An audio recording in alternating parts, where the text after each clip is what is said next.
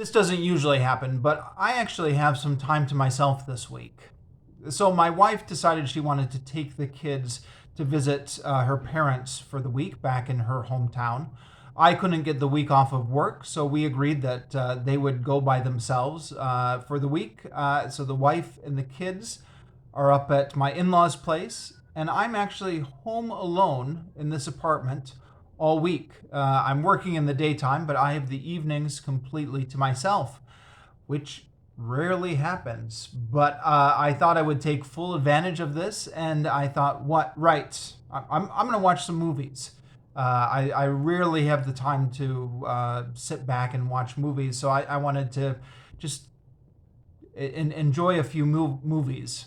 Now, I've talked a little bit about my situation on this channel before, but I'll repeat myself. I'm living in Vietnam. I don't have cable over here. We don't have any streaming services. Netflix is available in Vietnam, but we don't have a subscription. Disney Plus isn't even available in Vietnam. I'm not even sure about the others. I don't have a DVD player. Even if I did, I'm not quite sure where I'd rent DVDs. They don't seem to be very popular here in Vietnam. So if I want to watch something, that's just YouTube. Now, the good news is we have a smart TV. Smart TVs seem to have been getting more and more popular here in Vietnam. It seems most apartments are equipped with them nowadays, and most hotel rooms. And I assume that's maybe true all over the world. Everywhere has smart TVs now. So, it used to be if I wanted to watch a movie on YouTube, I'd sit in front of my small computer screen. But now I can relax on the couch and watch it on the big TV screen, and it's just like watching a regular movie. Now, you guys know YouTube as well as I do. You're obviously on YouTube right now watching this video. You know that if you want to find a new movie on YouTube, it's very tough going. They tend to take down the new stuff very quickly. The copyright bots zap it almost immediately. But the older stuff, they're not as aggressive as about taking down. So there's tons of old movies, tons of old TV shows on YouTube. I'm interested in old stuff. When I was in high school, especially, I used to watch a lot of old black and white movies on the cable TV. So I thought I would track down an old movie and watch it this week while I had some free time. Just get my fix of watching movies while the kids were away. So I decided to go with the Flash Gordon movie serials, and there's a couple of reasons for this. One is I've been meaning to watch these for forever now. I've been interested in them because, I'm a huge geek, and this is obviously geek stuff. I used to love old science fiction stuff when I was in high school. And if I would have loved to watch this when I was younger, and to a certain extent, I missed out on this because the perfect age to watch this would have been, I don't know, 8 or 9 years old or something like that.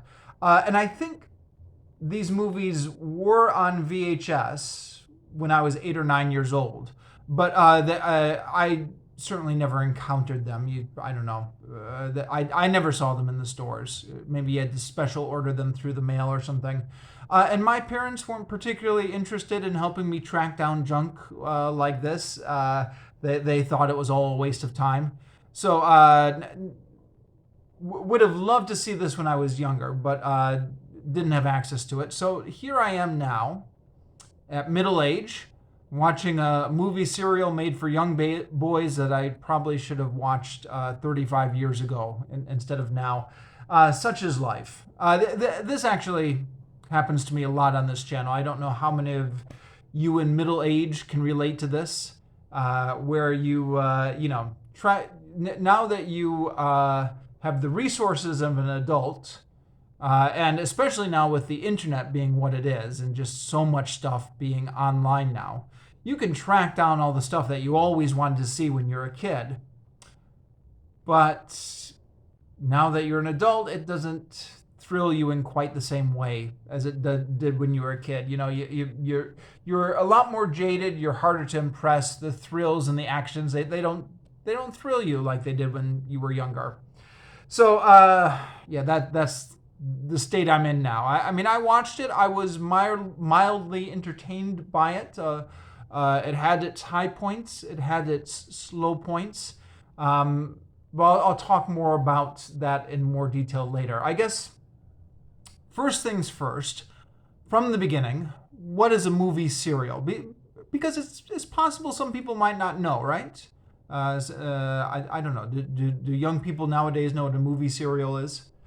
So movie serials are kind of like a TV show before a TV show, if that makes sense. I believe they were popular in the 30s and 40s.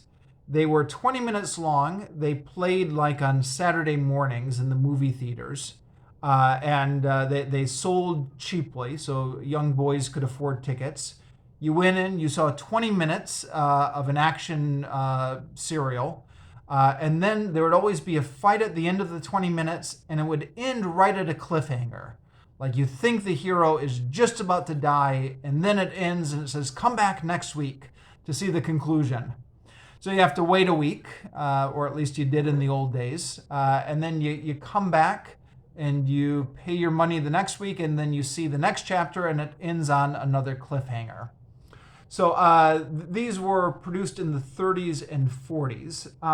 And then apparently they were shown on TV during the 50s and 60s. So once television came around, they had all these old movie serials, and they would edit them into movies and show them on TV, where, among other people, George Lucas and Steven Spielberg grew up watching these movie serials in the 1950s and 60s as baby boomers, and were famously inspired by them.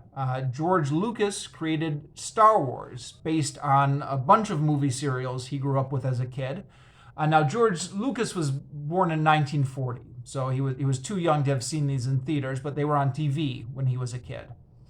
So yeah, it was based on a bunch of movie serials he saw as a kid, but most notably Flash Gordon.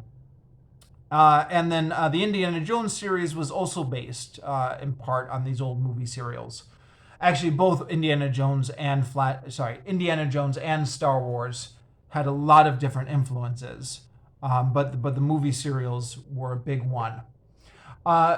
And as most geeks already know, because this is common knowledge on the internet, I think, in geek circles, George Lucas originally wanted to buy the rights to Flash Gordon and do his own Flash Gordon movie in order to introduce the younger generation to the movie serials he had grown up watching. The 1970s were a time when film got really serious and artsy for a little bit. The Godfather, Raging Bull, Apocalypse Now, all those big, heavy movies. And George Lucas and Steven Spielberg wanted to reintroduce pulp fun to the younger generation. So George Lucas wanted to buy the rights to Flash Gordon. He couldn't get the rights to Flash Gordon, so he created his own thing called Star Wars instead, but it's got the influences of Flash Gordon all over it. And I'll talk about that more in a minute. But after having watched this whole thing, oh boy, you can see so many parallels. There were so many things George Lucas imported directly from this Flash Gordon serial. And then Indiana Jones follows as well as based on the old serials. Now, Indiana Jones, of course, is not a space adventure, but based on the adventure serials. Now, as you know, a new Indiana Jones movie came out just last month. I saw it and reviewed it on this channel. I'll try and remember to leave a link in the description down below. And I read an interesting review/essay on that at slate.com. Now, I'll try and link to that in the description down below as well, although Slate's a little bit funny, right? You can only read so many articles before they try and make you pay. but if I can, I'll link to it down below. I read it as one of my free articles. And in it, the reviewer talked about the influences that the old serials had on the Indiana Jones movies. And he also talked about Pauline Kael. I hope I'm pronouncing that right. Kael. I'm sure a lot of you know who I'm talking about. Pauline Kael was a famous movie critic in the 60s and 70s, kind of like the big movie critic before the Siskel and Ebert generation. And she reviewed Star Wars, and she reviewed Indiana Jones because she reviewed everything. And she didn't like it. Now, granted, she was somebody who was more at home with the serious movies of the 1970s. But she said these movies were ripping off the old serials, and who would want to recreate such garbage anyways. But it was interesting. She said of the Indiana Jones movie, and this was in the Slate article I mentioned. This is quoted there. She said that it's set up to mimic the old serials. So the old serials will always have like a big cliffhanger every 20 minutes because they were 20 minutes long and you have to end on a serial. And there was a big action set piece roughly every 20 minutes in the Indiana Jones movie. The Raiders of the Lost Ark was the one she was talking about, the first one. And she said that Lucas and Spielberg had grown up on these serials, but they didn't really understand how serials were supposed to work. She said, you end on a cliffhanger, and then you need the week to think about it. How is he going to get out of this one? You think about how is the hero going to escape, and you spend the whole week mulling it over and have a chance to just kind of decompress from that 20 minutes of excitement. And then you go in the next week and you see your 20 minutes and you get all excited, and then you have another week to mull it over. And so those climaxes are spaced out. And that was her criticism of this Indiana Jones movie, is that it was just one climax after another. And the writer at Slate.com said what Pauline Kael didn't understand is that George Lucas and Steven Spielberg didn't watch these serials in the theaters. They watched the edited for TV version. And in the edited for TV version, they edited it down into one movie that you just sat down and watched in one sitting. I assume there were commercial breaks because that's how TV works. But other than that, you just sat down and you watched it for 2 hours. And it was a climax every 20 minutes because that's how the serials were structured. And that's what Lucas and Spielberg had grown up on. And so that's why they created the Indiana Jones movie with a big set piece every 20 minutes. Now, I guess the unspoken thesis there is that before then, movies were paced differently. And I don't know, is that true? I was thinking of the James Bond movies as movies that had a lot of action set pieces in them, even before the age of the 1980s. I don't know. What do you guys think? Certainly the very first Indiana Jones movie is paced completely different, right? The Dr. No one. That is a lot of just sitting around with nothing happening until like the climax at the end with just a little bit of stuff thrown in. But by the time you get to You Only Live Twice or Diamonds or Forever, I feel like there's a lot more action in the middle of those movies. But maybe it's not quite the same. I don't know. The unspoken thesis is before Indiana Jones and Star Wars, you didn't have these big movies with action set pieces after every 20 minutes, and that's because Lucas and Spielberg had grown up on these serials as they were edited for TV. And the reviewer talked about how he himself had grown up on the Flash Gordon Conquers the Universe serial. Now he's the reviewer I think is roughly my age, but his dad had it on VHS, and his dad had been a big fan of it in his youth, and he said his dad, wanted to introduce him to the pop culture that his dad had grown up with, and in this way that dads just like to introduce their kids to the stuff they grew up with. So he said he had watched the VHS and he had just found it completely captivating to watch this serial with the big action every 20 minutes. And he actually, in the review, left a link to Flash Gordon Conquers the Universe. He said, you can watch it yourself and see for yourself. Here's a link to the YouTube video. And I read that article and I saw that link and I thought to myself, I think I'm going to watch that the week my wife and kids are going to be gone. You know, this was like a month ago I read the article, but I already knew that this week the wife and kids would be gone. So I was making plans to myself. I said, okay, I'm going to have some time. I'm going to actually watch that Flash Gordon Conquers the Universe. Now, Flash Gordon Conquers the Universe is actually the third movie serial about Flash Gordon. It was preceded by two others, and I'm going here to Wikipedia now. There was Flash Gordon, which was in 1936. There was Flash Gordon's Trip to Mars, which was 1938. And then Flash Gordon Conquers the Universe was the third serial in the trilogy, which was in 1940. So now each serial themselves is made up of about 12 episodes. But these 12 episodes comprise one serial movie. And then there are 3 movies in that trilogy. Now, so this is the last movie in the trilogy, but I thought I would watch it anyways because, first of all, it's what the Slate writer recommended. So I thought, yeah, okay, if it's got his recommendation. And second of all, I thought, you know, these serial movies are long because they're not designed to be 2-hour movies. They're designed to be 12 episodes of 20 minutes. So when you put them all together, it's 4 hours.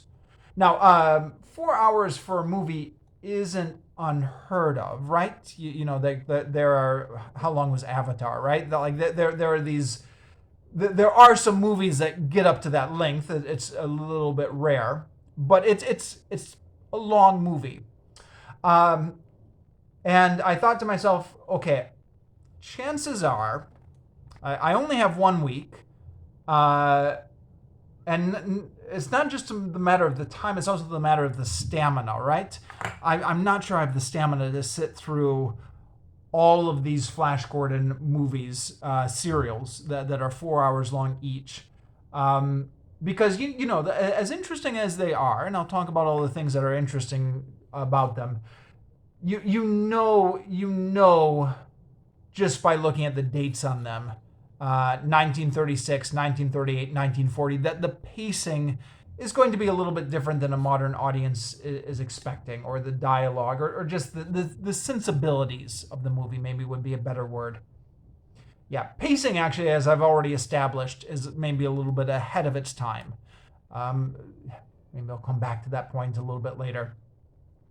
So I thought, well, if I'm only going to watch one of these, then, and if this is the one that the Slate reviewer is recommending, then why not jump in to the point where the franchise is already established, right? Like I don't want to start and see where the franchise is still finding its legs, and still kind of figuring out who these characters are. I want to jump in running and ready to go when the franchise is already established and knows who these characters are and knows what they're doing. And I don't know if that was a mistake or not. I was just now looking at the Wikipedia page for the 1936 serial, the first one in the trilogy. And it looks actually like the first one may have had more interesting plot elements going on than the third one, in so much as you can tell these things by reading a Wikipedia summary. I don't know. But be that as it may, I jumped in and watched the third movie serial. Now, according to Wikipedia again, some of this is in the public domain and some of this is not. And it gets a little bit complicated here because there are two things. There's the movie serial itself, which is all 12 episodes. And each episode starts with the opening credits in the famous opening crawl. And famously, George Lucas, when he was making the Star Wars movie, copied the opening crawl from the Flash Gordon movies. So you know that opening crawl where the words of what's happening are going up into space. That had been copied from the Flash Gordon movies, because the serials all started, except for episode 1. The serials all started with an opening crawl that caught you up on what happened last week, in case you happened to miss it last week. Anyways, there's the 12 episodes with the opening credits and the opening crawl, and then the see you next week, kind of closing credits. But then there's also the edited versions that appeared on TV. And because these serials were 4 hours long, I think they usually made them into 2 movies. 1 2-hour movie and then a second 2-hour movie. And for whatever reason, the copyright on them is different. So, yeah, how does this work again? I think the first movie, the very first serial, what did Wikipedia say again? The serial itself is still under copyright, but the edited TV movie version of it is in the public domain. It's something similar with the second one. Something like that, actually. I don't remember exactly. But then the third movie serial, for whatever reason, is completely in the public domain. Like the whole thing is in the public domain. Now, I'm not sure why. I'm sure it has to do with some stupid copyright reason, like the lawyers forgot to renew it or something like that. But yeah, this doesn't seem to make a difference in terms of its availability on YouTube. All of them seem to be available on YouTube just because, I don't know why, just because it looks like the studios don't really care that much about enforcing copyright on their old stuff as much as they do their new stuff.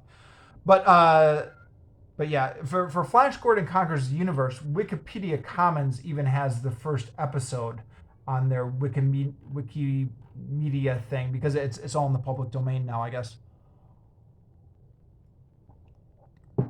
Sorry, a little bit of excursion about public domain. But yeah, back into it. So we start off with these characters already established, and when we go over to the planet Mongo, which is the planet where this takes place, we find that they're already... We're jumping into a continuity already in play from the previous 2 movies. So there's Ming the Merciless, who's the conqueror of Mongo. And then there's what's the name of this? There's his not Dale Arden. There's the Baron, Prince Baron, who is commander of some sort of forest people, who dress in Robin Hood costumes and live in like woodland palaces. What is it? Master Archer. Who is this? What is the name of the people? Arborea. So a forest people. So they have like kind of a castle in the middle of the forest, but then there's all these forest hutches. And they all dress like Robin Hood. And he is married to Ming's daughter. So Ming's daughter has betrayed him and gone over to the forest people. And all of this happened in previous movies. So you're introduced, it's the third movie in the trilogy. And there's continuity already established from the previous 2 movies. It made me think, you know how people are always complaining these days about the Marvel Cinematic Universe and how they're just turning movies into franchises where you're not concerned. The movie itself isn't important anymore. It's just the franchise and the continuity. You've heard that complaining, right? It made me think that this isn't anything new. They had this in the 1930s and 40s with these movie serials, where this is the third movie serial in now, and each one is 12 episodes long. So, this whole big franchise with a continuity that gets established along the way. I mean, it's also interesting how quickly this disappears from the pop culture memory, right? Because if you were to go to the man on the street and you were to ask him about Ming the Merciless's daughter being married to the Baron Prince of the Prince Baron of Arborea, he wouldn't have any clue what you were talking about, right? But once upon a time in 1940, this was presumably common pop culture knowledge. Just like nowadays, everybody knows about the MCU and the Avenger movies, but perhaps in 60 years, nobody will have a clue what any of this is anymore. It's interesting what kind of gets remembered and what gets forgotten. Now, obviously, these movies aren't completely forgotten. I'm talking about them right now. But, largely, in terms of like the man on the street level, nobody knows what they are anymore. Okay, where was I? The other thing, you can see right from the beginning how much of the DNA of this is all over Star Wars. You're watching it and you're like, that's where George Lucas got that. That's where George Lucas got that. Now, Flash Gordon, I've actually talked about on this on this channel once before. Excuse me. About half a year ago, I reviewed a collection of the Flash Gordon comic strips from the daily newspapers, which I got out from my school library. And I talked about them. That was actually my first time reading any Flash Gordon, so it was my first exposure to it. But, I've got Wikipedia to help ground me and to fill in my background knowledge here, and drawing from Wikipedia in part now in this review, obviously. But as I mentioned in my review of the Flash Gordon comic strips, the basic concept of Flash Gordon is pretty ingenious. So basically, there's this planet. Planet is named Mongo. Ming the Merciless is the Emperor of Mongo, and he's trying to establish his control over Ming. Ming the Merciless is trying to establish his control over the whole planet of Mongo. Flash Gordon is leading the resistance against Ming. So already you can see, an evil empire and a group of plucky rebels who are fighting against him. But then in the comic strips, the genius of this concept is we've got a whole planet to play with here. So there are all these mysterious lands on the on the planet of Mongo that Flash is constantly discovering. And I think I said in my review at the time, it reminded me of the Oz stories of L. Frank Baum. So on the Oz stories, they're constantly going on adventures, and they're discovering all these weird lands that you've never heard about before. So, you think you know all the places in the land of Oz, but it turns out over here is like the land of the giants, and over here is like the land of the little people, and over here is like the land of the people who wear shoes on their heads. There's always some gimmick. Now, the Flash Gordon one doesn't get quite that silly, but it is kind of like that, where you think like Ming has control of all of Mongo, but you're constantly finding little kingdoms and little areas that have never popped up in the story before, but it turns out in this corner of Mongo, you have this kingdom of this kind of lion people, or here are the shark people, or here are the hawk people, or here are the forest dwellers. You've got this whole planet to play with where you're constantly finding all these things. It's also a good opportunity to mix kind of science fiction with fantasy. So Ming has all these spaceships and this technology and these trains and these boats and these guns and these ray guns. So you have these battles where these spaceships, these planes are shooting at each other, and all this kind of modern technology stuff. but then you get away from Ming cities, and then you're out in like fairy tale land, where there are these primitive little kingdoms, and there's all these different little kingdoms. So there are all these kings and princesses, and all these princesses which are constantly falling in love with Flash Gordon. And again, you can see the DNA of Star Wars in here, where you've got the technological side of it right up against the fairy tale side of it, where there are these all these princesses and kings and barons and stuff like that. And sure enough, there are all these princesses on the land of Mongo in various kingdoms, and Ming will capture them, and then Flash Gordon will have to sneak into Ming's fortress to rescue the princess. Happens over and over again in this serial. And while he's in Ming's fortress, it's very reminiscent of the Death Star. You know, the hallways, and Ming's soldiers have on this helmet and this uniform, and they kind of even walk like stormtroopers. Helmet that covers their faces just like stormtroopers. There's a radio control tower where Ming's sorry, it's not a tower. Like there's a radio room where a guy's giving orders into the microphone to kind of direct the Ming's different soldiers, just like those scenes in Star Wars where they break into the radio room.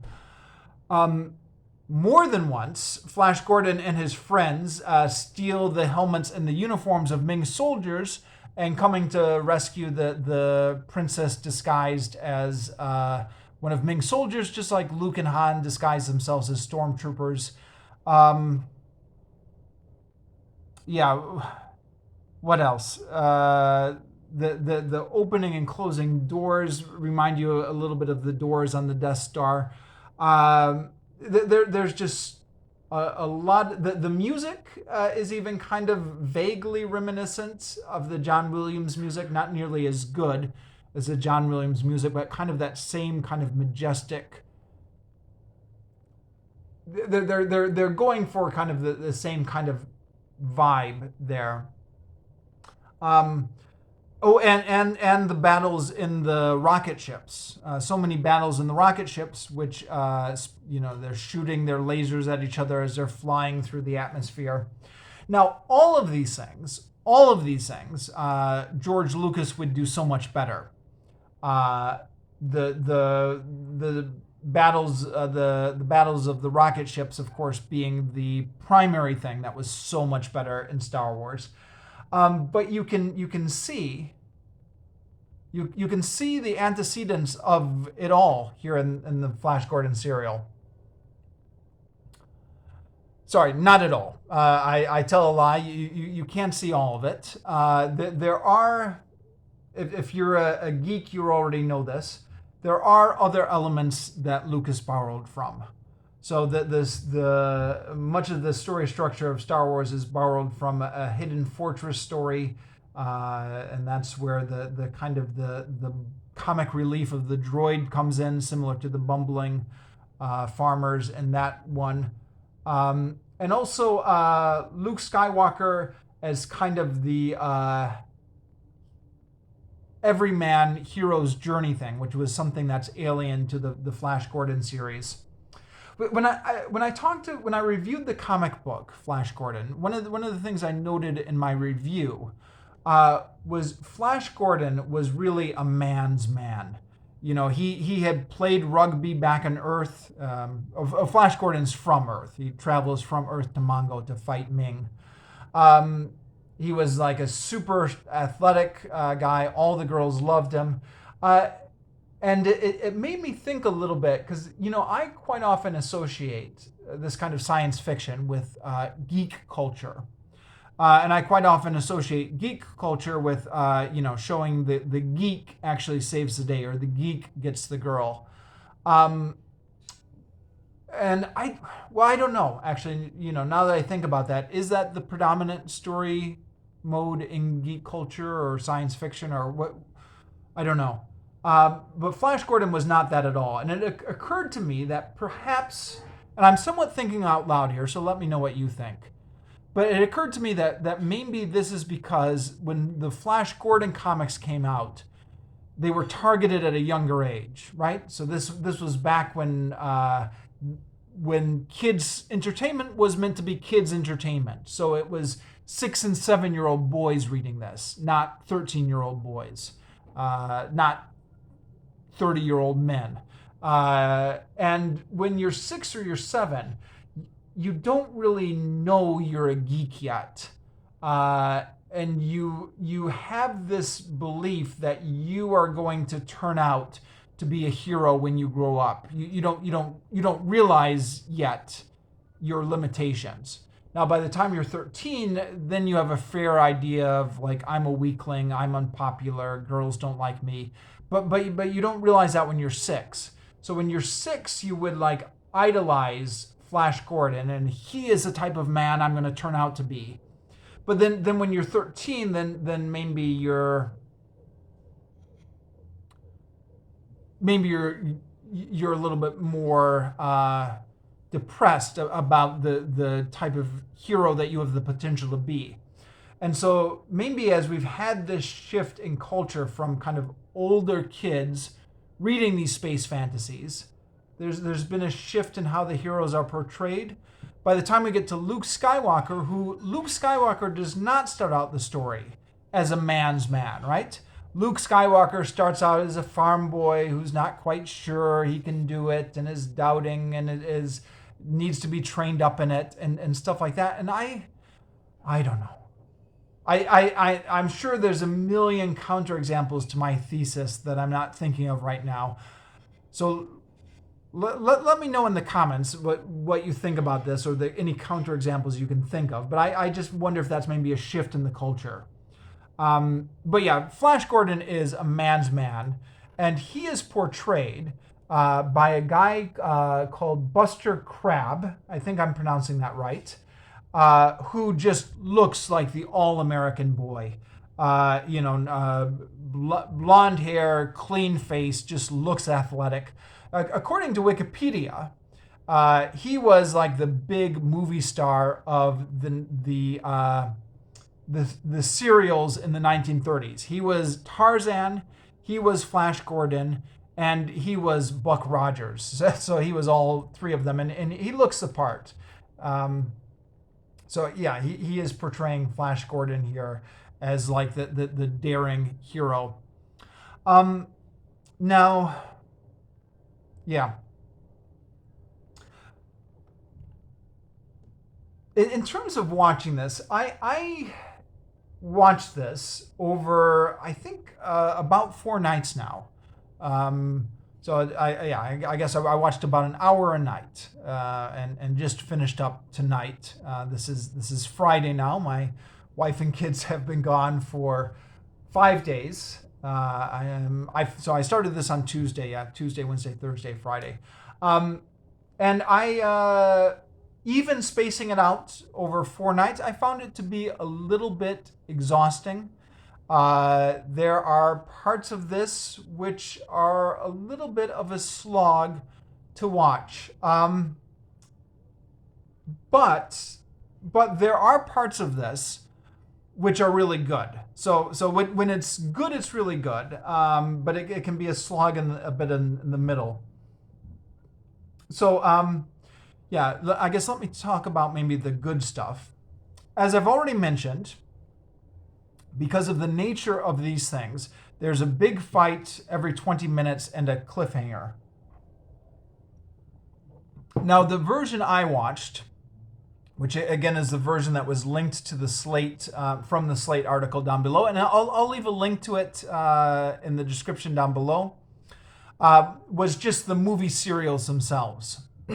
So 20 minutes, then you have the end credits go up, then the next one starts and you have the beginning credits. The credits are the same each time, so I would skip past them after a bit. There's also the edited for TV version, which is Purple Death from Outer Space and Perils from Planet Mongo. So they made it into two movies for television. I checked YouTube, and Purple Death from Outer Space is available on YouTube currently. Perils from Planet Mongo I couldn't find at this moment, although you know how YouTube goes. Stuff goes up, stuff gets taken down, stuff goes up, stuff gets taken down. So, if you're watching this video at any point in the future, you maybe do your own searches to see what's available. If you watch the Purple Death from Outer Space version, then it's all edited into one movie, kind of relatively seamlessly. I watched some of that. And that may be the better way to watch this. I don't know. I just watched the 12 serials, I don't know, because that's what the link I was given from the Slate magazine. And also I'm kind of curious to see how it works as a serial, because one of the things that they do, they do this little cheat, and if you're at all familiar with serials, you know exactly what I'm going to say. At the end of almost every episode, not quite every episode, but almost every episode, they make it look like Flash Gordon dies. So, right from the first episode, he's fighting Ming soldiers. They get knocked down into this big pit where there's fire at the bottom, and you see both him and the other soldier he's fighting fall to their death, and his girlfriend, Dale Arden, screams, "Oh no, Flash!" And then it cuts, and then it's like, come back next week to see the next chapter. And you're like, oh no, Flash Gordon died. But then you watch the next chapter, and then they show you a little thing that they didn't show you the week before, the episode before, where actually it turns out Flash Gordon had grabbed on to a ledge, and you didn't see that the previous week. They had just kind of cut that part out. But then they show you the same clip again, but this time showing how he had grabbed on. So those kind of things, seeing how the cliffhanger is set up, you're led to believe that Flash is dead and then resolved. That might make it worth watching the actual serials instead of the edited for TV version. But of course, with the edited TV version, then you don't have to stop every 20 minutes to kind of see the credits go up. You can just seamlessly go from one climax into the continuation of the next story. So maybe that would be the better viewing experience. I don't know. I'll try and remember to leave a link to both of them down below, and maybe you can decide which one you want to watch yourself. There is a lot of action in these serials, but you also get the impression that it's done on a low budget. Now, I say get the impression because I don't really know. I used to watch a lot of old movies way back when I was younger, but I haven't done them recently. And I don't really know what a normal budget would be for a 1930s movie. Or in this case, it came out in the year 1940. But it's the production values are certainly lower than a movie you would see nowadays. The sets look a bit cheap. Special effects look a bit cheap. And of course, they had less technology back then, didn't they? So that they were, I'm sure, in many ways doing the best they could.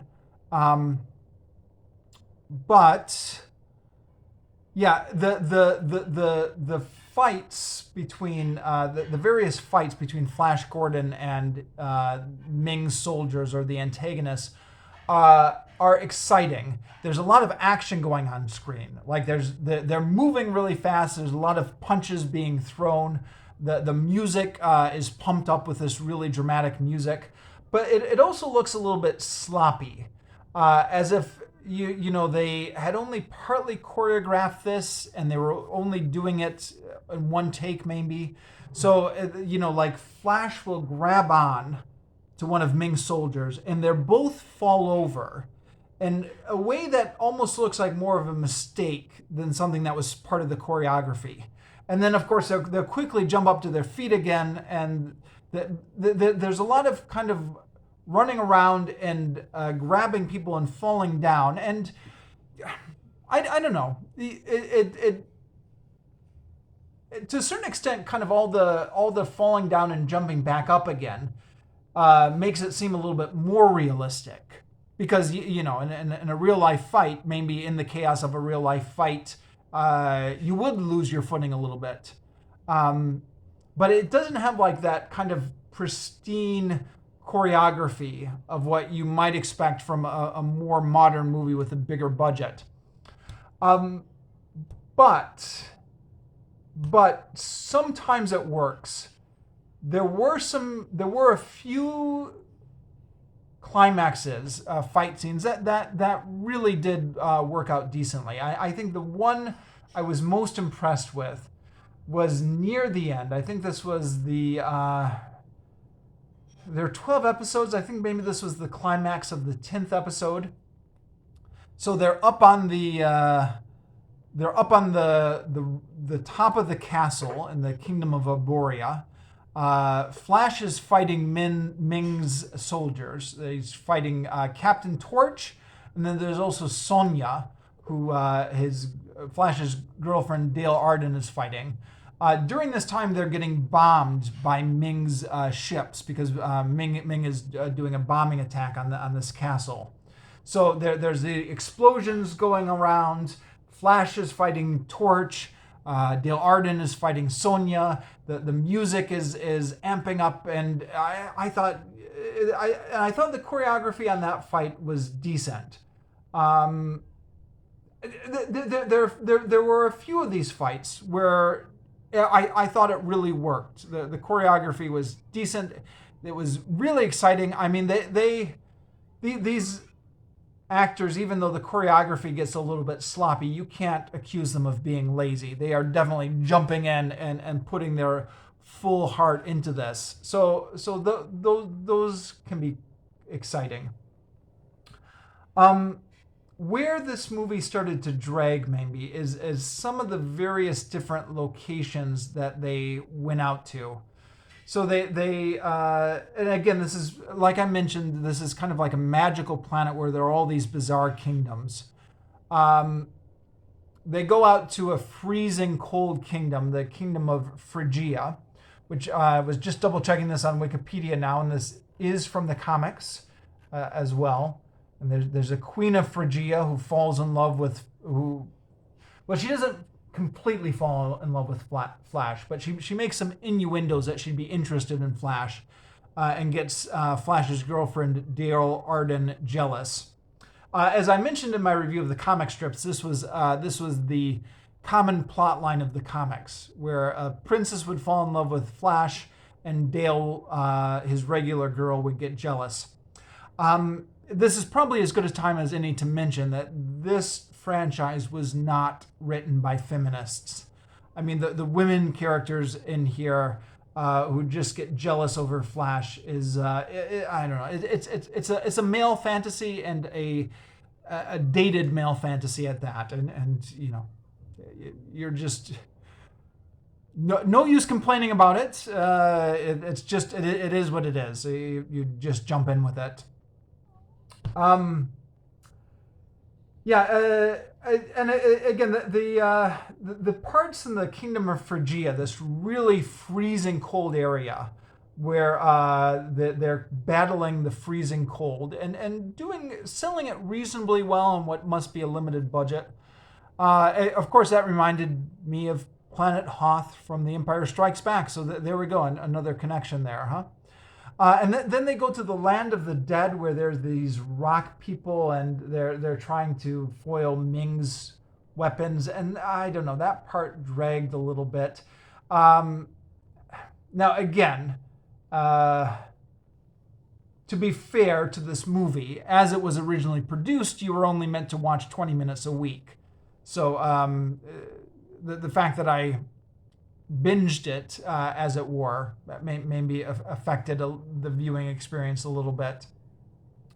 And you know, the fact that there's a climax every 20 minutes, on one hand, makes it really great to watch. On the other hand,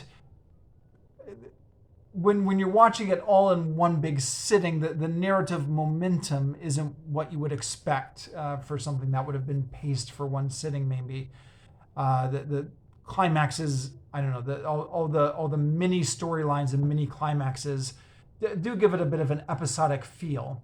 Speaking of which, I don't know how many times Flash has to sneak into Ming's palace to rescue somebody. It was like 4 or 5 times. So, the first time I was like, cool, this is just like in Star Wars, where they've got to sneak into the Death Star to rescue the princess. Here, Flash is sneaking into Ming's castle to rescue the princess. But then, like, by the 5th time that Flash was sneaking into Ming's castle to rescue the princess, it was like, okay, seen this before. It's got a bit of a repetitive feeling to it.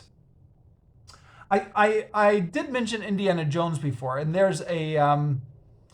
is one part where Flash and his friends are sneaking into Ming's palace to rescue a princess, where Ming finds them in the tunnels. He knows they're in the tunnels, and then he releases the water valve to flood the tunnels and drown them out.